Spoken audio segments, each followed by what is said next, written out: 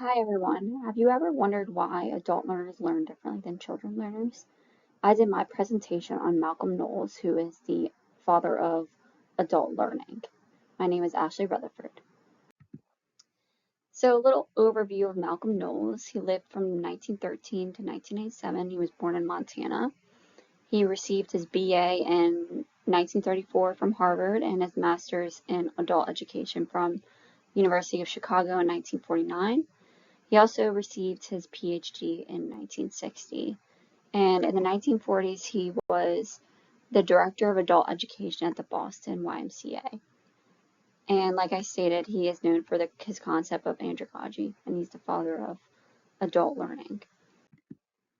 So andragogy is what Knowles came up with, and he wanted to distinguish how adult learners learn from pre-adult learning, who is children learners. And a little difference between pedagogy. Pedagogy is the adult art and science of children learning, while andragogy is the art and science of how adults learn. So there are about 6 principles of andragogy, and I'll talk about those in a second. But I just wanted to talk about this photo. So the way I interpreted this photo is that pedagogy is how children learn, and as a children learner, you're very you're directed a lot by the teacher. So that's why the teacher teaches what the students learn and how they learn and stuff like that. And andragogy is very much how adult learners learn, in the sense that they connect with other adult learners and they connect with teachers and collaborate with the different teachers. And that's why there's 2 areas on this. The pedagogy is only one area. I could be completely wrong in how I'm interpreting this, but that's how I interpret it, and that made sense to me, so I think we're just going to go with that. But I just wanted to show y'all that photo. I thought it was a really good photo. I thought it really explained and kind of connected a lot of the dots between andragogy and pedagogy. So there are 6 principles of andragogy. There's self-concept, life experience, readiness to learn, orientation change, motivators, and need to know. So self-concept, adults self-direct themselves when learning as they mature. So this is different than children learners who are given a math sheet and they are given how to write out those math problems, while adult learners basically look at different ways to do these different math problems. So that's really different between pedagogy and andragogy.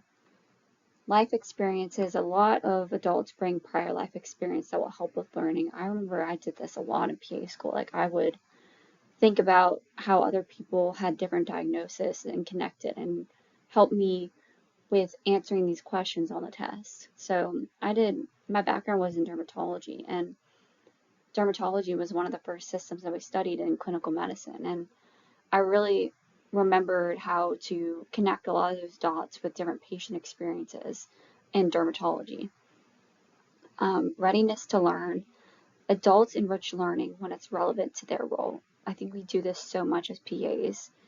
We really look at different systems and learn about different systems and how we connect those dots as a PA.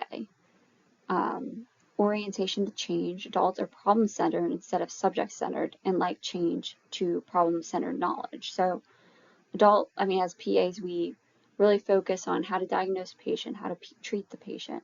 We're really focusing on those problem orientations. And as motivators, adults drive internal motivation rather than external motivation. As motivators, these internal motivators could be salary, it could be I really want to do well for my patients, I really want to learn as much as I can and absorb that information. Also, adults want to know why they are learning this. I thought about this a lot in PA school. I was like, how is this important? How can I connect this to patients? How can I improve myself and my learning to improve my patient care? So I thought this was a really good photo about andragogy, and it kind of connected and did a quick little subsection about each different principle. So we can connect all of the different core principles of andragogy to health professions. So I kind of connected a little bit on how we study, but I wanted to connect it how we do as health professions. So as self-concept, we can do case presentations, self-study time, group learning. We, as self-concept, we're not given just an information taught to do it this way. You can do different things different ways, and that's why it's important to do different case presentations and how to present them differently. As a life experience, you can bring different clinical rotations and previous patient care experience. Like I stated, with the dermatology system, I really knew a lot from previous jobs. And readiness to learn, a lot of adult learners, they really want to know why they're learning this and want to know how to pertain this, how to help with their direct patient care. And orientation to change, healthcare professionals learn more whenever problem-based learning mimics real-life patients. We do this in OSCEs all the time.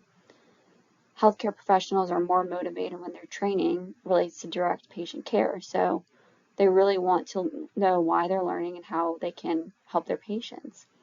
And need to know, healthcare professionals want to know why they are learning so they can help better patient care. So this is actually a photo of my group. We're all adult learners. It was great. I love this class. I actually miss them a lot, and it was really fun to actually go through this program with everyone. And then these are my references. I really enjoyed learning about Malcolm Knowles, and I look forward to learning about your theories and theorists. Hope you enjoyed.